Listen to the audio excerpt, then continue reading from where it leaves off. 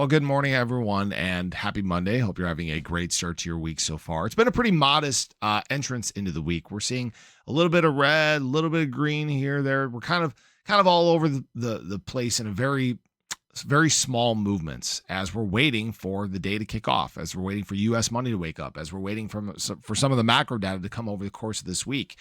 This is truly one of those days where it's a bit of a coin flip as to where things are going to head. We got to talk about will we see a continuation of what started to look good last week? We have to pay attention to a few things that have changed over the course of the weekend and a few pieces of news here as well. So if you guys are new or haven't already, show your support for the channel down below. Hit that subscribe button, that bell. It's free to do. It'll keep you updated anytime there's new content live here on the channel. So ADA right now is sitting at about, we'll call it 40.5 cents or so.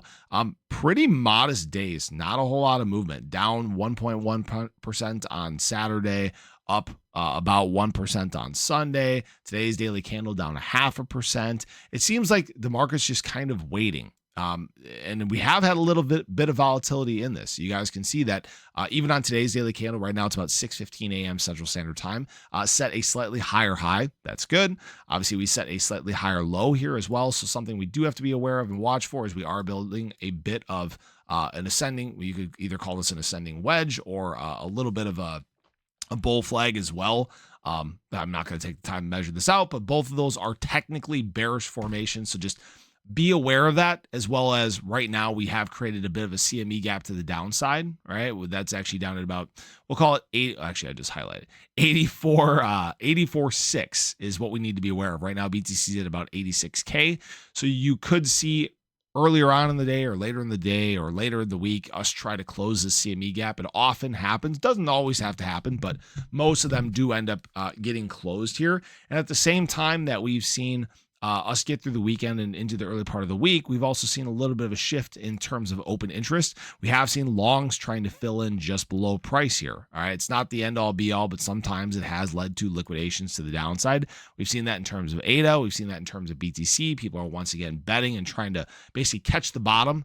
So we'll see if they decide to send things down and liquidate longs. That's something that everybody just needs to be aware of. Now, that being said, you could still see this move the opposite direction. We've seen a lot of short stepping during this time, both in terms of BTC and in terms of ADA. We closed last week with some institutional buying, right? These are some very promising signs heading into the week. Now, I want everybody to remember we have, a lot of macro data releases taking place this week. PCE reports. I believe we have, I believe this was GDP week as well. So all those things will, in fact, have an impact in the markets. And we're probably going to see volume heat up just a little bit.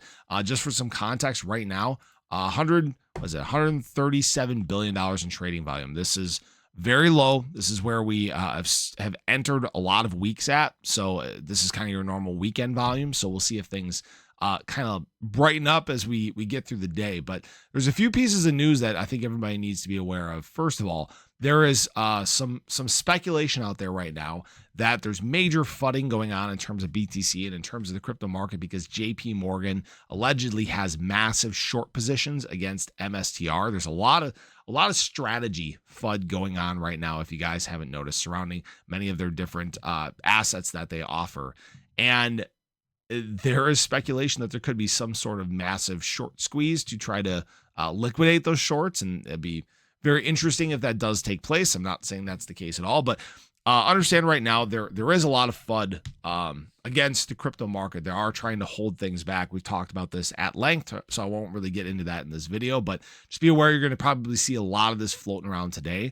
Something else to be aware of as well, Bitcoin mining in China is actually surging. Right now, it accounts for 14% of the global hash rate. So they've quietly been getting back into the crypto market. If you guys remember back in 2021, China banned basically all crypto activities, mining, holding, et cetera, and they have been opening this back up over time, again, giving access to crypto to all these users that for years weren't able to do anything, all right? Now, I'm still under the impression that we're going to get an ADA spot ETF a lot sooner than people realize. Why I'm saying this is, again, we talked about some of those quiet ETF rollouts that have been taking place. Oh, look, another one.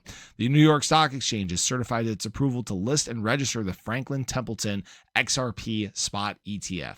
So yes, These are happening faster and faster and faster now that the government shutdown is concluded. And that I'll tell you what, that ADA spot ETF approval news is going to hit like something awesome. All right. So that's what everybody needs to be aware of. Maybe, who knows? Maybe it's something that happens this week. I'm not going to hold out major hope for that again, because it's a holiday week. A lot of these announcements kind of take place from the weekend into the early part of the week. So we'll see what the case is. But right now, I think we're getting into a much higher likelihood of actually seeing an ADA spot ETF still here in 2025. So that's kind of my thoughts. If I had to bet on this, I'm guessing that we'll probably open up. We'll see some red, just like we've seen most Mondays. Maybe we get to like a midweek recovery, but at the same time, sometimes the market goes against the grain, and you could see us just kind of send like we've done some of these other weeks. So I appreciate you guys. I hope you enjoyed the video. And again, I'm not trying to be non-committal. I'm not trying to play both sides of the fence here. We just need some consistency. We need the people to kick the PTSD. I'm sure everybody has PTSD when it comes to Monday and what we've seen historically speaking. So I appreciate you guys. Hope you enjoyed the video. Let me know your thoughts below, but have a great day. Catch you guys in the next one. Take care.